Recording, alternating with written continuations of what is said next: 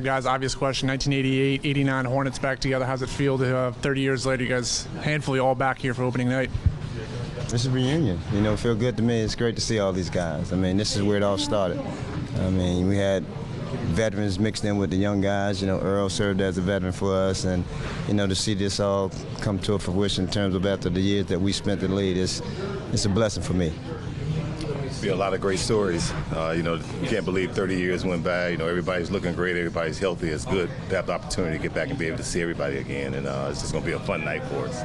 Somebody asked earlier today if we knew we were laying the groundwork for what the. No, we didn't know. We were just going to practice, young and kind of dumb, but to be here 30 years later is pretty special. What do you best remember from that night, and I guess all the media attention, but what do you remember in terms of the impact you made and the dreams you had and all the visions that you may have shared with your other teammates? Well, it was my first game, and Earl and I were just talking.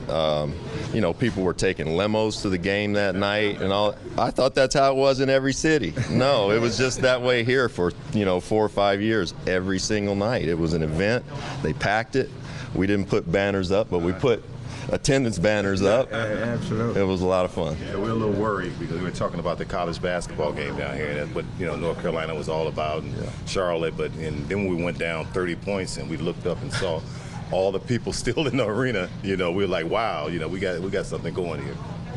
Muggsy, context for the history you made in being a 5'3" point guard who willed his team to victory on any given night and inspired so many youth to follow your footsteps. Do you have context for that stuff now, or do you just kind of think about your own career?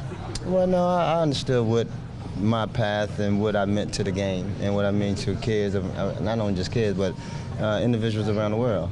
Folks that didn't think that the game was meant for, smaller people. But, for me, I always felt that tall or small, the game for all. And, to come down here, the spearhead of my career, after being let go from Washington and going back and remembering that very first night, again, as they alluded to, seeing the fans coming to the game in tuxedos and gowns and driving in limos, and after the game, we're losing by 40 and we still get the standing ovation.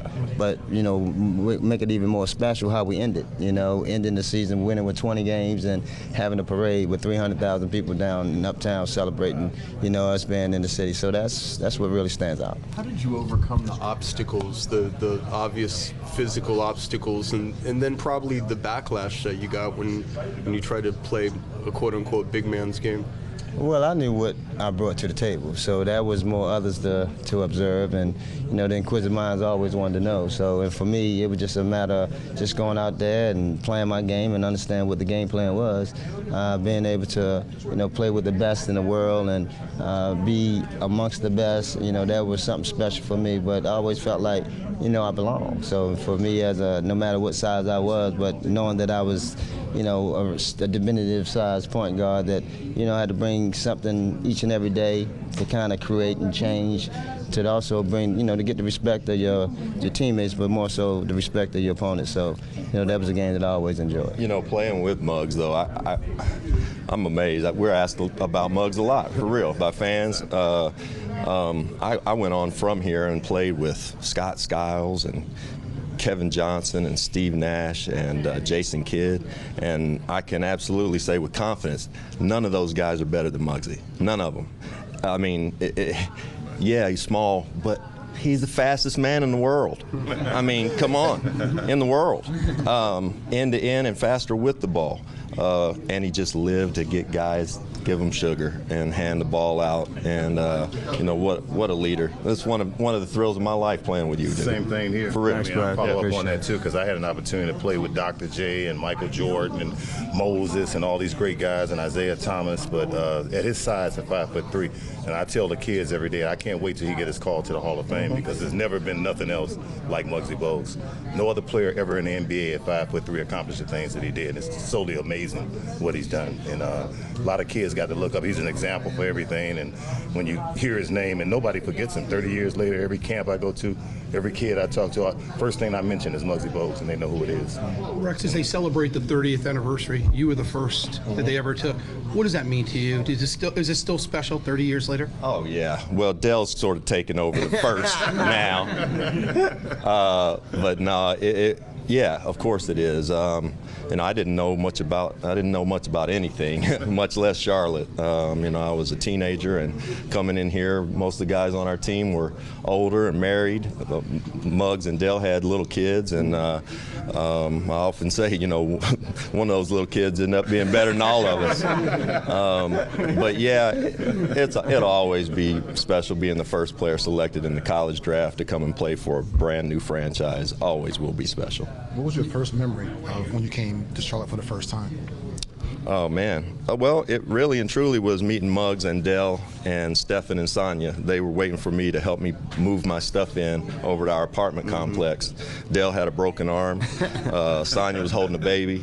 And me and Muggs tried to carry as much stuff in as we could. But that was what it was. And truly, these guys raised me for a few years. I didn't know what I was doing in any facet of life. Still may not. Could you guys, you think, play in the NBA right now as it is with the different fast-paced leagues? Damn straight.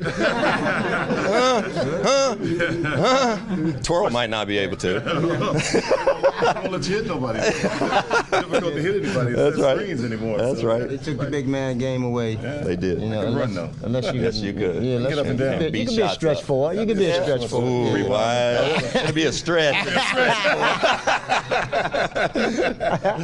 So is the game in a better place than when you left it? Making a lot more money, so I'd say so, probably. It's in a great place. I mean, we were lucky to come in on the heels of, Larry and Doc and Magic, and those guys played all the way through, unfortunately, against the guy who bought this team. Mm-hmm. That's something. They draft you to come in and guard the guy who ends up buying your team. But, it's just special. It's special. What's the relationship with you guys away from events like these? Like, how often do you guys all still stay in touch, would you say? Quite often. Yeah, text and keep up. Yeah. Yeah, we became modernized citizens in terms of understanding how to text these days.